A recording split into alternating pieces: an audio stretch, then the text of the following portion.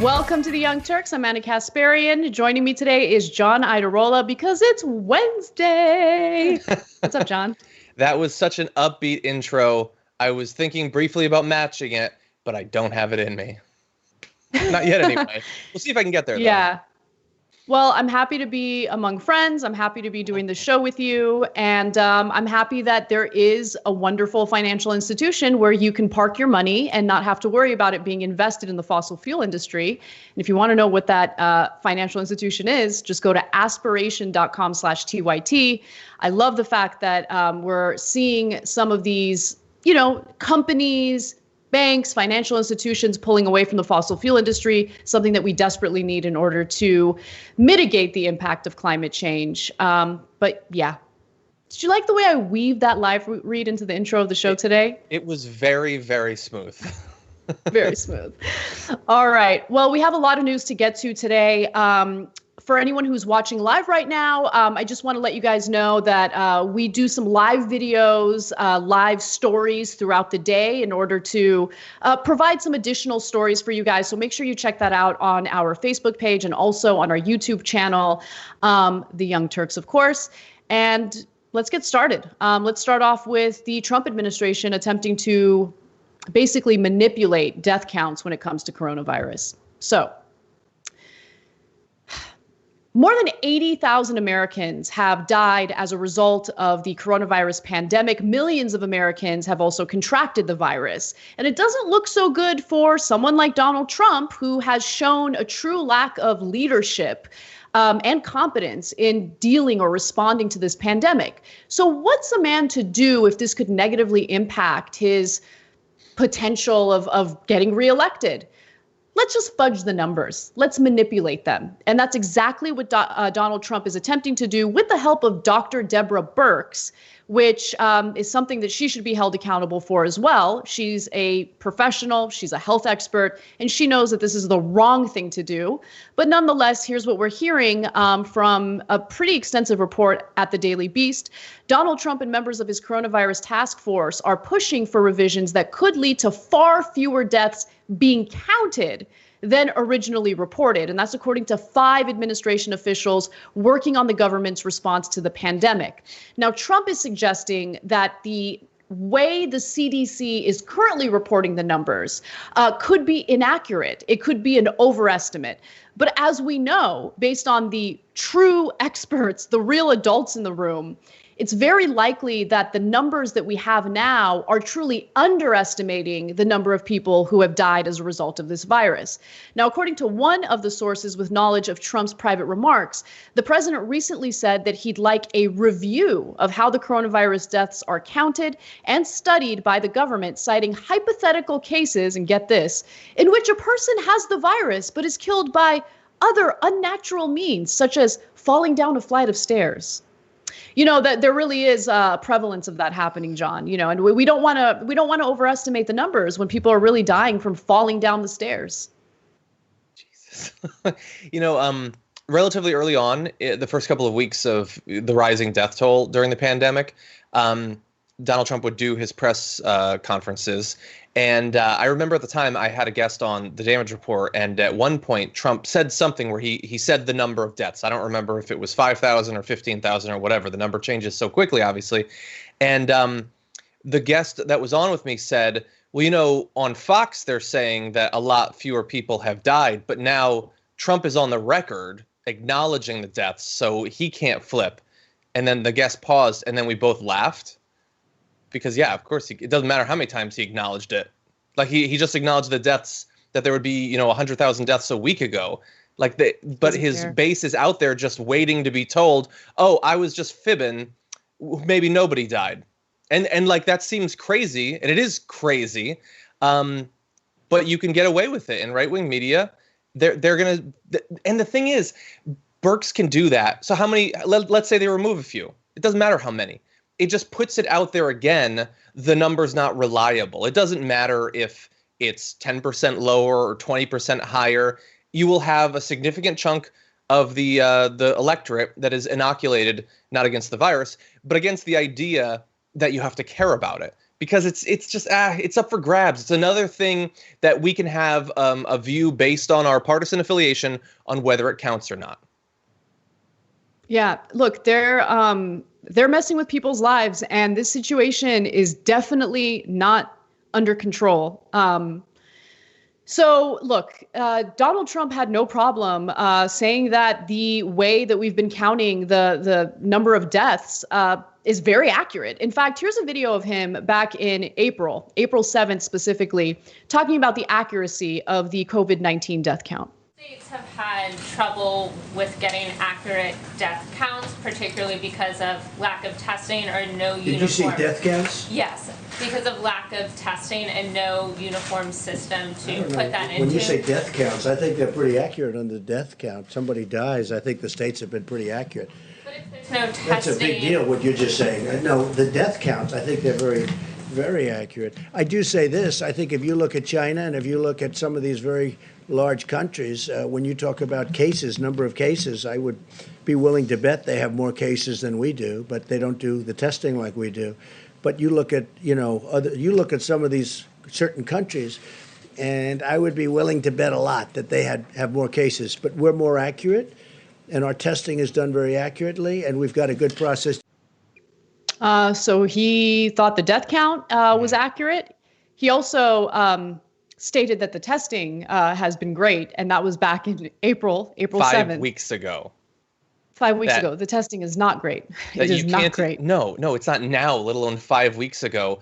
He was basically asserting the idea that anyone is dying from coronavirus and not being counted because they were never tested, which we know is what's happened. And there are probably literally thousands of cases in New York, the New York area alone. He was saying that's impossible, but that's consistent with what he'd been saying from a month earlier, March 6th, when he said anyone that wants a test can get one. That has never been true. It's not true today. It probably won't be true in a month even, but he just keeps saying it. Yeah, look, I totally underestimated or overestimated like the way I was going to be able to do this show today. But I want to just tell you guys, look, this pandemic it's as bad as we've been telling you guys it is.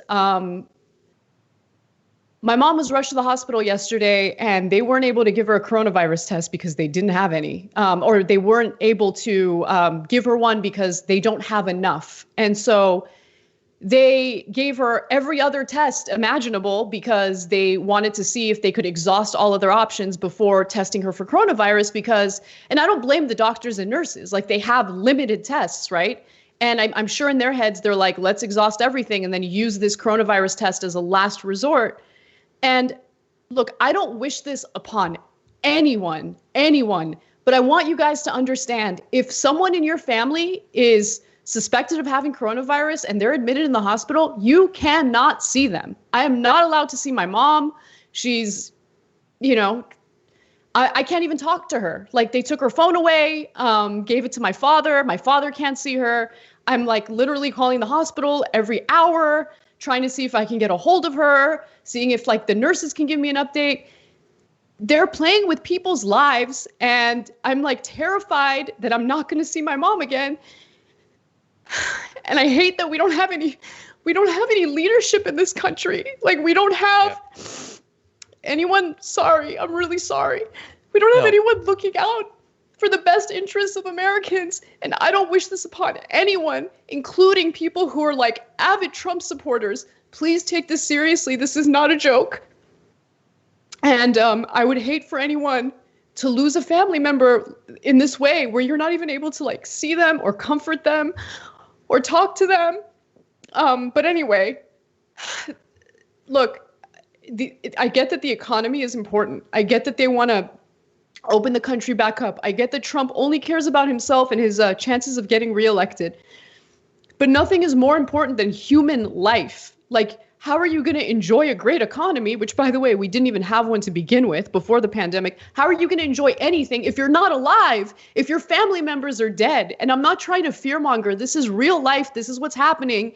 And you have the Trump administration, which, went after China over them not being forthcoming about their death toll, about like hiding numbers and stuff. They went after China, and now they're trying to do the same thing with the help of Dr. Deborah Birx, who's supposed to be one of the adults in the room.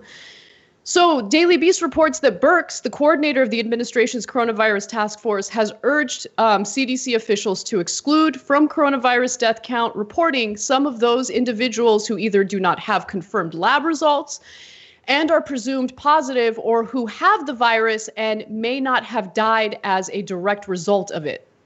So again, she's parroting what Donald Trump wants.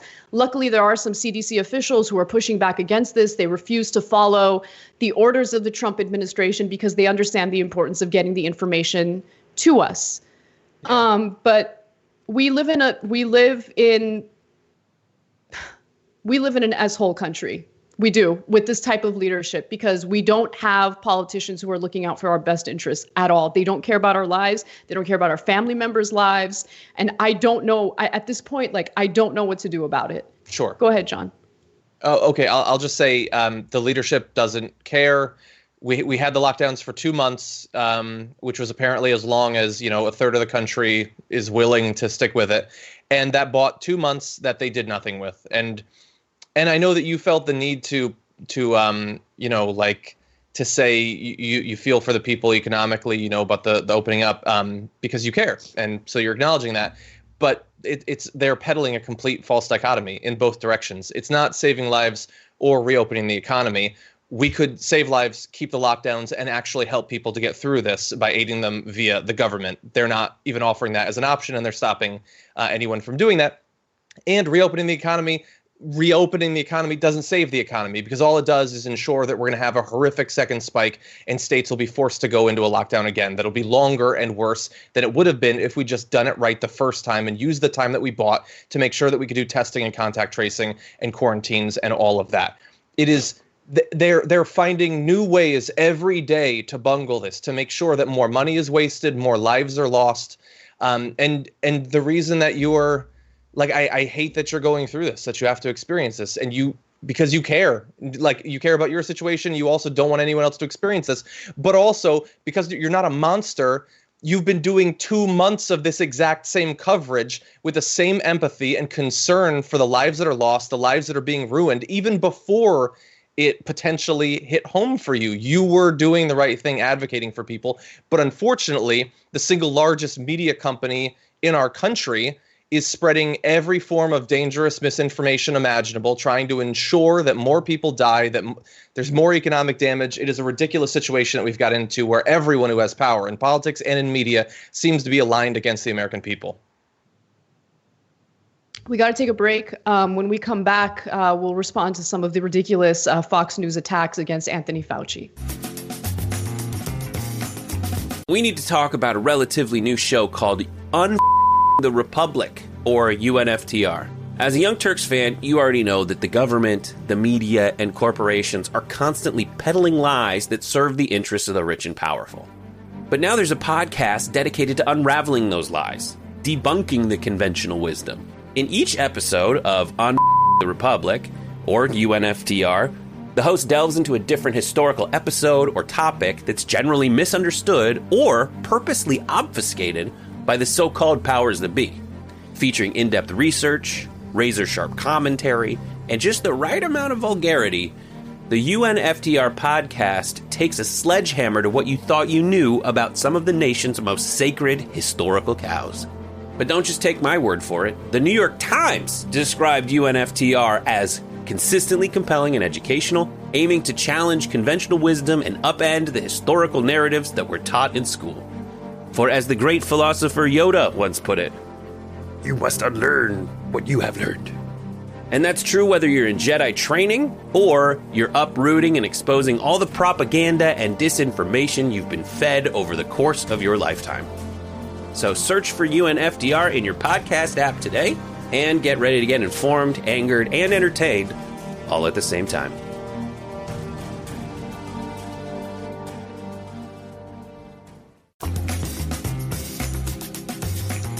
Hey everyone, welcome back to TYT. Anna and John with you. You guys are incredibly kind. Thank you for the sweet messages. I'm going to try really hard to read them without crying because I gotta get through this show. But let's just read a few super chat comments. Bonnie Hell says, I'm so sorry you're going through this. I cried with you. You're like family to me. Thank you so much. Look, doing this show is keeping me sane right now. So I know that I kind of had a breakdown in the last segment because it's hard to go through this, but thank you for being there for me. Thank you for being family. You guys mean a lot to me. Bonita says, I'm really sorry, Anna, for you and your family's pain. My thoughts are with you. You're not alone. Thank you. Thank you. So I'm going to go ahead and move on to the next story. And just, again, thank you guys. It's really sweet. All right. So Anthony Fauci testified before senators yesterday. And unfortunately, although we finally have, not finally, but we've had some accurate information given to us by what seems to be the only adult in the room, he's being attacked for answering questions before the Senate and telling people the truth about the severity of coronavirus. So first, let me just go through some of what happened during this, Senate hearing. Half of it was done in person, half of it was done with people, joining in virtually, which makes sense because we're supposed to be social distancing. And Fauci shared information that's hard to hear. Like, we all want to hear that the country can reopen, that the death toll is starting to plateau, that the number of people contracting the virus has gone down. But unfortunately, that's not the case. Fauci stressed that local officials should abide by the system developed by the federal COVID-19 task force and remain vigilant about a virus that is not going to disappear anytime soon. He was quoted as saying, "My concern is that we'll see little spikes that might turn into outbreaks." Fauci also referenced the notion that the virus could disappear, something that Donald Trump himself has mentioned as recently as last week. And Fauci said accurately, that's just not going to happen because it's such a highly transmittable disease or virus. And one of the senators who was probably the most harsh against Fauci was Senator Rand Paul, who tested positive for coronavirus. And so he should understand the importance of being factual and accurate here. But he told Fauci that he shouldn't be the end all and key decision maker in the virus response, while urging humility, guys, on the part of doctors regarding what they don't know about the virus.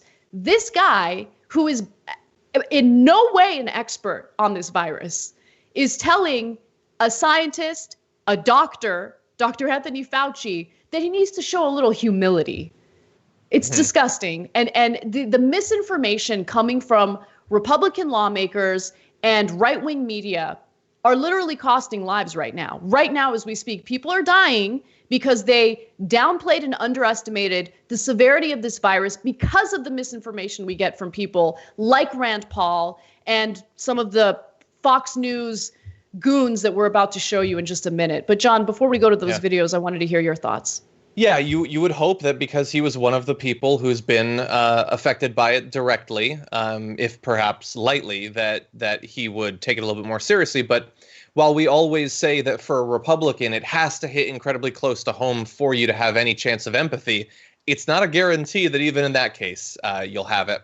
And Rand Paul has to weigh being serious about this. He is, after all, a trained doctor, as I've seen Republicans reminding everyone online, reminding us that he's an ophthalmologist, clearly an infectious disease expert. But anyway, theoretically, being ethical and caring about the training versus wanting Laura Ingraham to tweet nice things about him, which is what he got.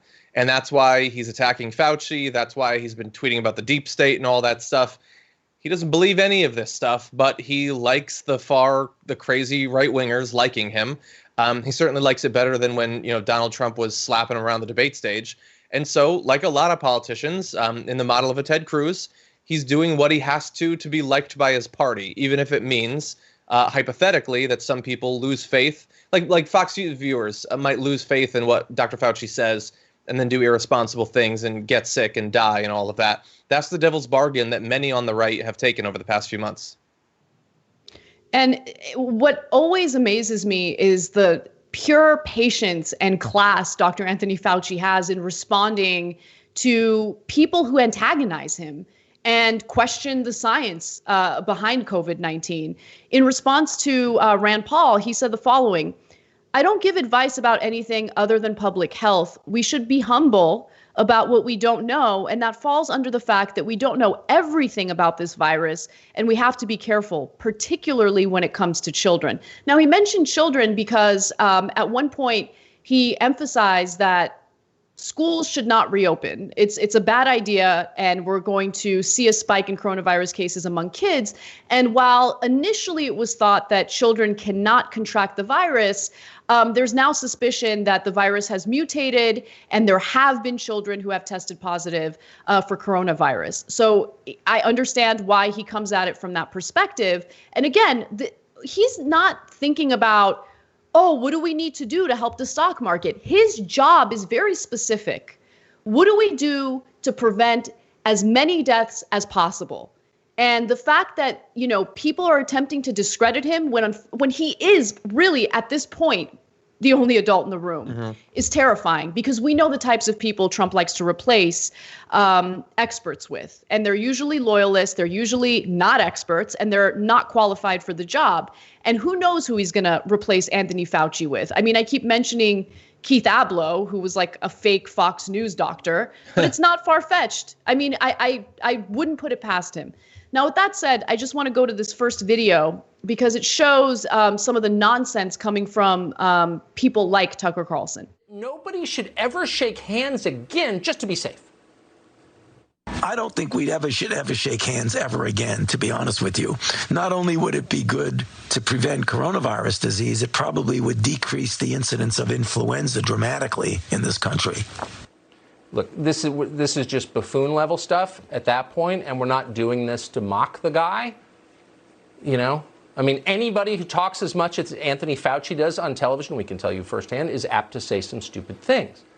The point is this the guy into whom you want to vest all of your trust? Is this the guy you want to chart the future of the country? Maybe not. This is a very serious matter, the decisions we're making right now. Tony Fauci has not been elected to anything. He's had the same job for nearly 40 years. That means the majority of American voters never even indirectly picked him for the role he has now. This is not the result of any kind of democratic process at work at all. Yet in the last 4 months, Fauci has become one of the most powerful people in the world.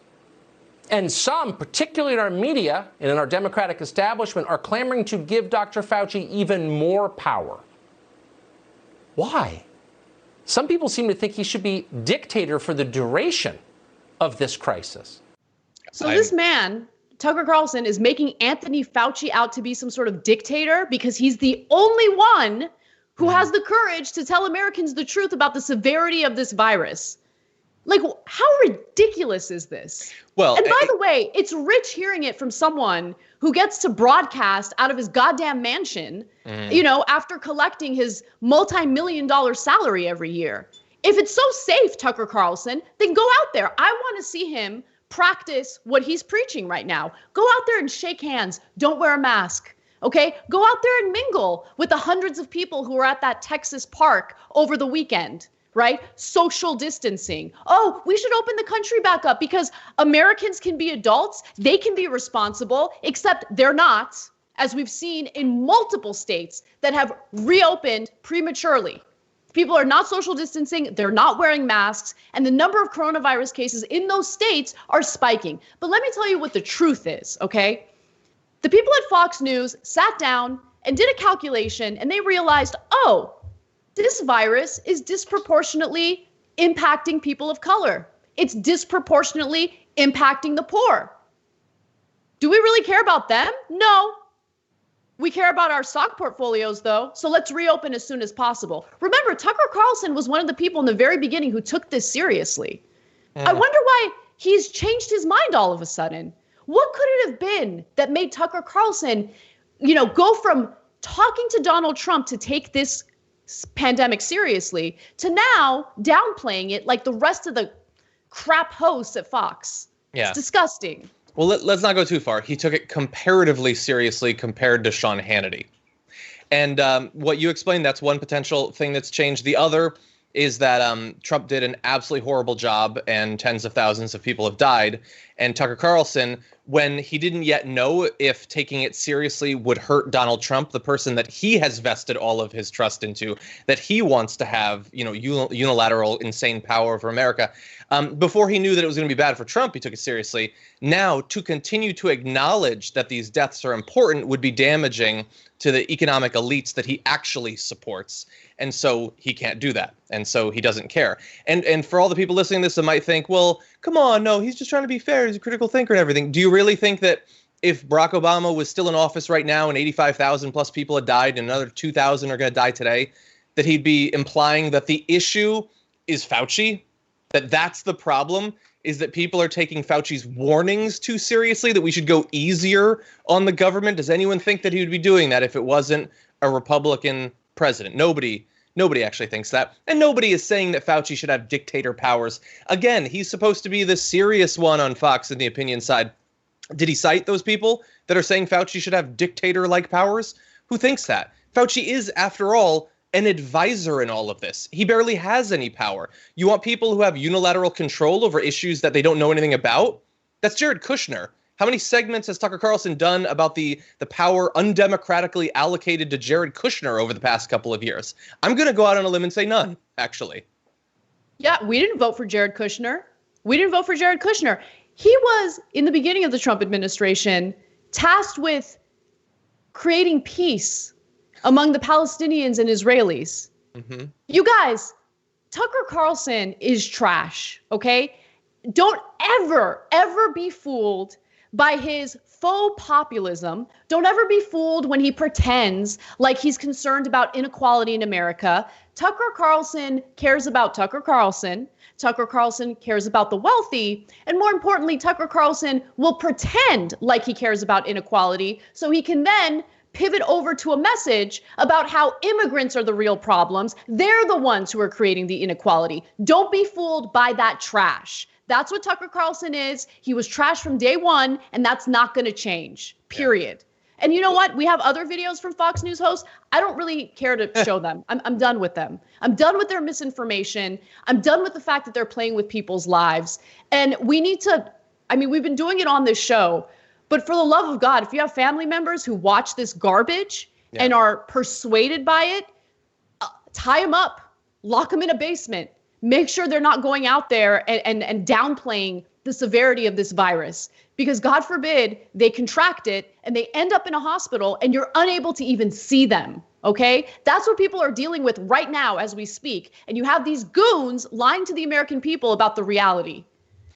Yeah, by the way, I'll make this fast, but if you believed that he was some sort of free-thinking right-wing populist or something, he has been given an excellent opportunity to demonstrate that during the coronavirus. It is an absolute emergency. People are hurting, not just in terms of their health, but also economically.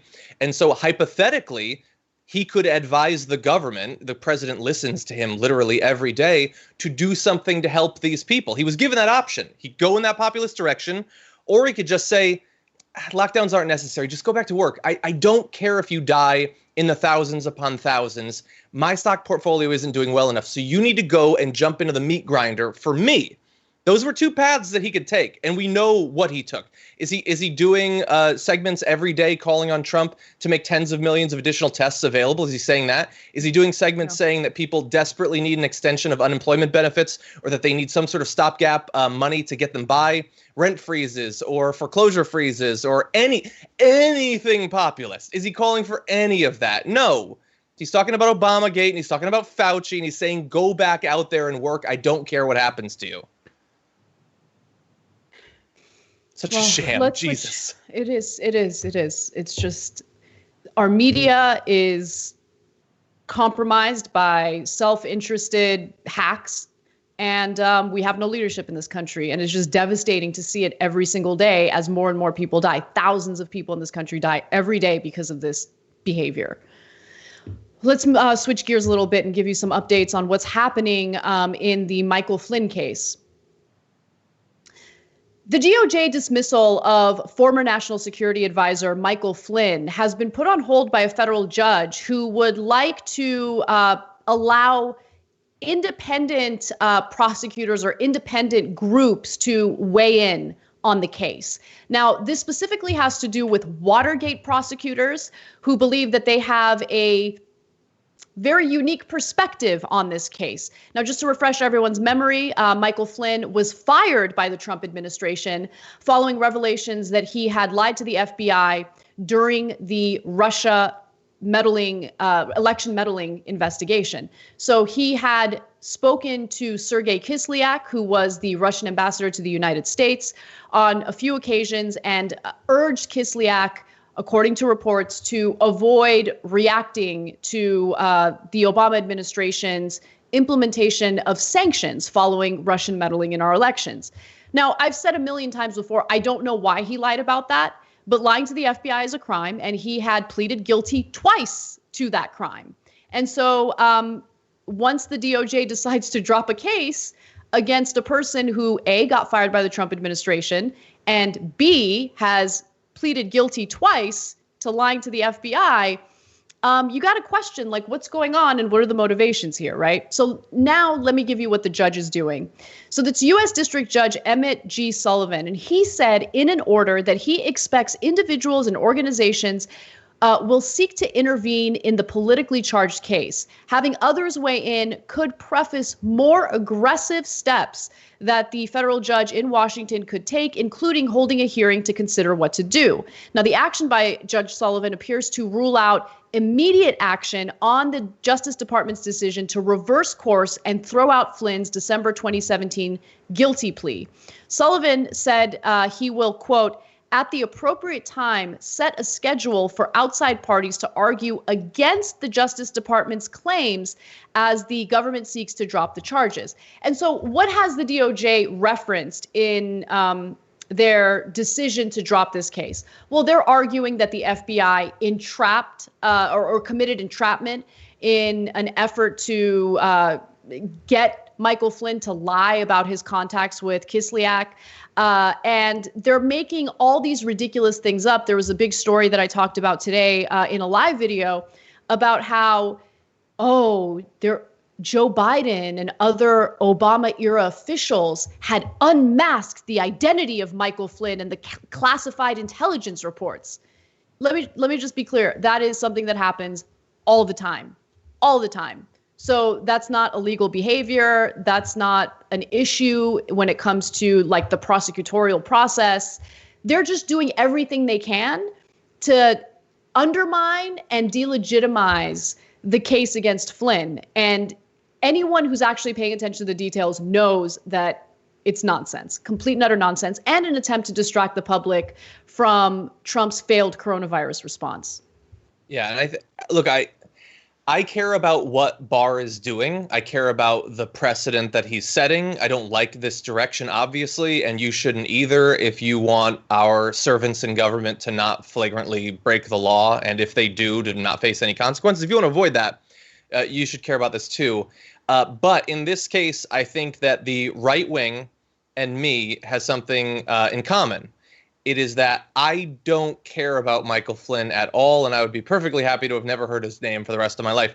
I know that they think that, like, we're on the left so we hate him, like that we're just driven by wanting to, like, take him down and ruin his life. I honestly hadn't thought about him for, like, 6 months at one point. Don't care about him, not interested in him at all, and neither are they, by the way. They'll talk about him, and sure, if it was up to them, if there were two buttons they could press, one, he continues to be prosecuted, goes to jail, the other, he goes free, they'll press it, but they don't care. Like, I don't think Tucker Carlson or Sean Hannity are all that concerned, but they are very interested in using this to help Donald Trump. I think it's futile. I think it's a horrible direction they're going in. But the idea, like crafting this idea of Obamagate, which I think you just described better than I've heard anyone on the right describe what it is actually about. They will talk about it for literally hours on end without ever even indicating what they think happened or what the crime is supposed to be. They do not care about Mike Flynn at all. They think that hypothetically crafting some idea where in Obama, but also, by the way, Biden, we're breaking the law somehow, corruption, sort of, that can create an aura that they can run on. Since they're not going to run the economy anymore because that's been destroyed, and they're certainly not going to do anything having to do with your health or anything like that because they've utterly botched that. He wants to try to recreate the ground that he had in 2016, and also that he thought he would have with Ukraine. I don't think that a lot of people are thinking about that anymore. So this seems like their replacement for that. Yeah, exactly. And the fact, look, again, I love that you mentioned that it's not about protecting Flynn, or for us, it's not like, oh, we want to see Flynn in prison. It's about the rule of law, right? And it's about setting or avoiding setting a precedent that allows the executive branch and the Department of Justice to abuse its power. And what we've seen over and over again from the Trump administration is one abuse of power after the next, after the next. And what William Barr did here is just wrong. It's just wrong, especially because we're dealing with a person who not only pleaded guilty, but a person who Donald Trump fired and publicly berated for lying to Vice President Mike Pence.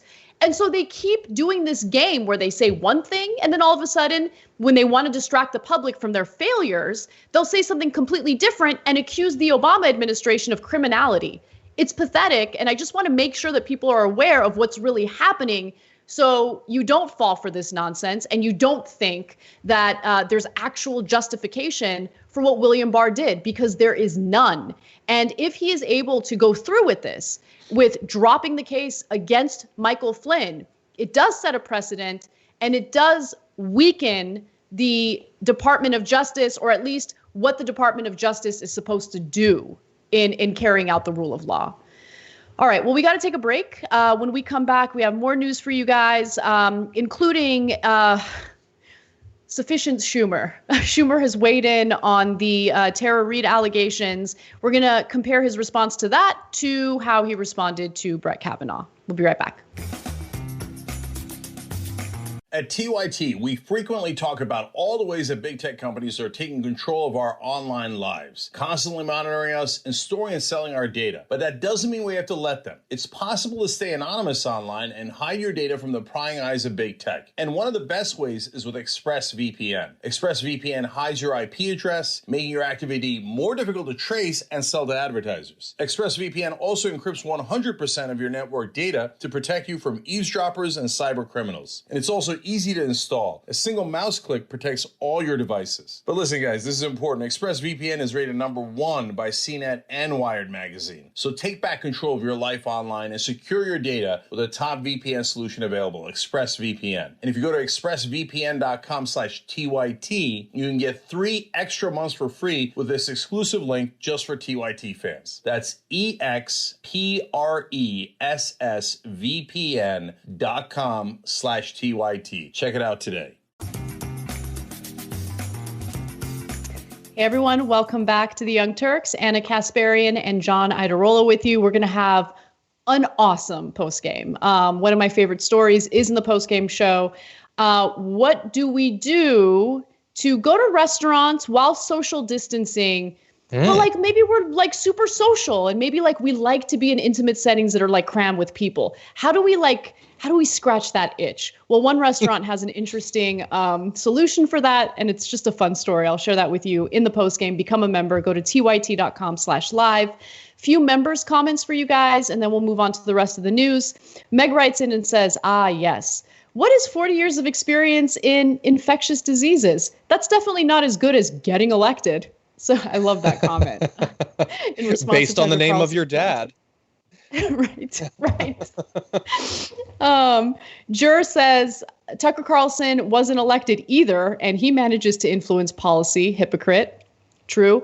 And finally, Mike says, I minored in Japanese language and culture in college, and I got accustomed to a slight bow instead of shaking hands. I loved it. It's incredible. Please don't force me to touch other people's bodies to be considered polite. Yeah. It is interesting how different cultures greet one another. Like in a lot of European cultures, you do like the one cheek kiss. I know Armenians do both cheeks. Then you have like Japanese culture with the bow. And then, I don't know, Americans with like handshakes and sometimes hugs. Mm-hmm. Just random comment. Okay, let me move on. Some parts of America, it's the okay symbol. just different stuff. I know. The thing that sucks about the OK symbol is like, I actually like that symbol, like as an OK, just to like, I remember I would do it a lot in the studio to like give Brett like, okay, I got it. Yeah. And then, the stupid right wing being what it is. I fear that someday the right wing is going to take the chef's kiss, and I just don't want that to happen. I know. All right, well, let's move on to anyone who might be tuning in now and didn't catch the rest of the show. We just spent the last, 47 minutes bashing Donald Trump and all of his cronies. Just want to give you that before we get to this next story. I don't want people to have meltdowns because we're going to be critical of a Democrat. We're actually fair on this show. So with that said, let's move on to Chuck Schumer. Senate Minority Leader Chuck Schumer has decided to stick by Joe Biden, calling the former vice president's denials in response to Tara Reade sexual assault allegations sufficient. Here he is making that case. Before the Me Too movement, women were not listened to who were telling what had happened to them. Since Me Too, women are listened to. Now, I've heard Joe Biden's explanation. I think it's sufficient. I think he will be a great candidate. I think he will be a great president, and I think he'll help us take back the Senate. Okay, so there's Schumer saying, you know what, Biden's denials are sufficient. Is he not merciful? Mm-hmm. He allowed her to speak. Even though Biden had nothing to do with her speaking, she finally felt the need to come forward and share her side of the story. But look, before we get to that, I do want to just juxtapose what you saw in response to Biden's denials with how Chuck Schumer responded to Kavanaugh's denials. And in the video you're about to watch, he's specifically addressing his comments to Mitch McConnell. But what he's saying does give you a sense of the double standard that was applied in this case. So let's take a look. Instead of looking at what happened, that a young woman came forward because she felt compelled to, knowing she'd risk so much on herself, which unfortunately has happened, he seeks to blame somebody else. In this case, the Democrats. Let's remember, Dr. Ford came forward before Judge Kavanaugh was even nominated. Dr. Ford came forward and called up two people before anyone even knew of her allegations, including one, a hotline from the Washington Post, according to her testimony. And my colleague here, has engaged in a giant kabuki game. He knows how believable Dr. Ford is.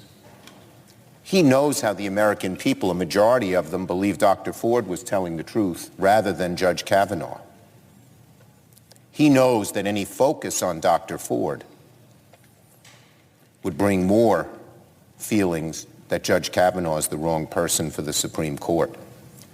But he can't attack Dr. Ford because of her credibility greater than Judge Kavanaugh's. So we've gone over the allegations by Reed, and we also did extensive coverage of the allegations against Kavanaugh. I absolutely believe Dr. Christine Blasey Ford. There's no question that I believed her. That was a difficult story to report on. I also believe the allegations made by Tara Reade. But the amount of evidence in the Reade story or the Reade case is certainly more than the, corroborating witness evidence that we had in the Christine Blasey Ford case. And I just find it so fascinating how differently Tara Reade's allegations are being treated. Look, for me, I get it. People want to make this political. They want to make it about like, oh, we got to beat Donald Trump. I don't know. Maybe I'm wrong in not taking that into account when I'm assessing the allegations, because I think sexual assault allegations are serious and you should hear out what's being alleged. You should look at what evidence is being presented, and you should, because someone's life is really, on the line here, not like whether she lives or dies, but like what she went through, right? I think it's important to like just take the politics out of it and just assess it fairly. And I hate the fact that it's become so clear that sexual assault and the abuse of women seems to be nothing more than a weaponized political prop. And it's gross. It really is. Yeah. Look, and I feel like this is very similar to the last time we talked about it. All we can do is what we think is our ethical duty to accurately report the news, and that's what we've done. I feel like we were consistent across both of those cases. Yeah, I hate the way that Schumer talked about that, obviously. I find his comments insufficient, actually, and he'll probably be asked in the future about it, although not on like CNN or MSNBC, more than likely. But like now, like looking at it as, I don't know what we can expect at this point. I mean, look, obviously, look, I think it would be very easy for the Democrats to both ensure that they have the appearance of actually caring about moral consistency when it comes to these sorts of allegations, and also pragmatically benefit themselves likely in the election by choosing another candidate, a candidate who's not going to have lingering doubts and questions about this for the rest of the election. They could do that. They're not going to do that, clearly. What we in the news have done is try to do our best to make sure that people know about the story. And, I saw a poll showing that 86% of those polled were familiar with the story now. So I think that to the extent that that's possible, that has been done.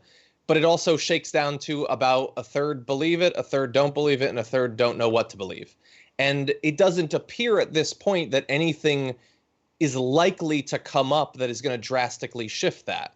And so that sort of leads to even more frustration, knowing that we've talked about this story, we've described to the best of our ability, and it looks like the country is breaking down into the same sort of camps that they always do. They shift which camp they're in depending on who's being accused, obviously, but it always seems to be so contingent on the perceived political consequences. Yeah, and I think and I know you hate this word because it's been misused so much by dishonest people, but I think like the neoliberal project has always been, yeah, we agree with Republicans on all of these economic policies. But what makes us better is that we look out for the disenfranchised. We want to protect people from abuse. We want to make sure that we give women a voice. And I just don't see how they're going to make that argument now when it's become clear that when it comes to politics and when it comes to convenience or benefiting themselves, they don't actually care about these things at all. It's just kind of, it feels like it doesn't, that they don't. And I want to also be fair. It's not like every single congressional Democrat has come out against Reid. There have been Democrats who have said, no, she sounds credible. AOC was the first to finally address it and do so, I think, in a compassionate way. But, some of these Democrats, including Democratic leadership, the way they've handled this, I think really does make people now question whether they're sincere in their concerns about disenfranchised people or people who've been abused. I mean, as a quick answer to your question, they will go back to saying that they're in support of those people and the right, who are just ecstatic that they can briefly pretend that they give a damn about anything that's ever happened to a woman, will instantly go back to viciously attacking them and cheering on a president who mocks the appearance of the people who accuse him. They can't wait to turn back to that. This was a fun little game that they played, and then they'll go back to not caring. Both sides will go back, and we'll be left as one of the the few who are trying to be consistent across the entire thing. Yeah. Well, let's move on to our final story. We only have a few minutes left, but I want to make sure we cover it. All right. An African-American family in North Carolina that was terrorized by an armed mob led by an off-duty sheriff's deputy is now getting a little bit of justice. That sheriff's deputy has luckily been fired, but I do want to give you some context into this story and what happened. We're now seeing more and more surveillance and witness testimony of what went down a few weeks ago. And it was when an armed mob led by off-duty New Hanover County Sheriff's Deputy Jordan Keita allegedly tried to force their way into 18-year-old Damian Shepard's home to question the teenager. The mob was said to have been looking for a different teenager who no longer lived in the neighborhood. So the off-duty sheriff's deputy, Kita, was looking for a young girl in his family who was missing. And I guess he got some sort of tip from someone and decided that he was going to show up to this neighborhood looking for some teenager who was allegedly with her. But first off, there was a mistaken identity here because Damian Shepard was not with her. And it turned out that the young girl ended up going back home. So I don't know what ended up happening with her, but you have this armed mob of 12 to 15 people showing up to this family's home, while they're armed, demanding that the family let them into the home to look for this girl. And the family was terrified. Luckily, no one got hurt. But considering the weapons that were involved, including an AR-15 semi-automatic rifle, one person had a shotgun, you have this unhinged, unruly, off-duty cop who's trying to take matters into his own hands and carry out vigilante justice. He was out of his jurisdiction. I mean, they're like terrorizing this family. And, luckily, there's been some justice because the sheriff's deputy has been fired and there are charges against him now. But the reason why you probably didn't hear about this story is because the local police weren't planning on doing anything about it until there was enough media attention to do something about it. So, Jono, I'm going to give you some of the witness accounts in just a minute. But, I mean, did you hear about this story? I mean, a videotape has to come out to have any chance, to have the minimal chance. I mean, we saw that obviously in the Arbery case as well. And this also, this is getting news coverage around the same time as Breonna Taylor's killing, which at least in that case, it's police, again, mistaken identity, show up at the wrong place, somebody dies. That's a story that tragically happens all the time. It's the rise of these mobs is insane. The idea that these people, anytime they come up with some excuse to pick up their gun and run out, it really just does appear that nobody buys an AR-15 and then puts it in the safe and then says, I hope I never have to pull this trigger. Everybody's just looking for an excuse to grab their gun and to run after people. And just the merest idea that someone has transgressed and now you can citizens arrest, form a mob, whatever. I really hope that the stories that have cropped up over the past month are true exceptions and that this doesn't become the norm under Trump. Right. And people luckily have been sharing their Nest surveillance to show what the scene looked like when the mob arrived. But just one quick comment from a witness. I saw a bunch of guys jumping out of their vehicles, grabbing firearms. They seemed unorganized, just a bunch of people grabbing guns and running around. I saw a guy run to his truck to the front driveway, run back to his truck and grab an AR-15 and run back to their house. And after a little bit, I saw him run back into his truck and throw his gun in the back seat, maybe after he realized it was the wrong house. People are going to die from these vigilante white mobs terrorizing Black people. We've already seen it happen, and it needs to stop. There needs to be charges. There needs to be consequences. The postgame is next. Thanks for listening to the full episode of the Young Turks. Support our work, listen ad-free, access members-only bonus content, and more by subscribing to Apple Podcasts at apple.co/TYT. I'm your host, Cenk Uygur, and I'll see you soon.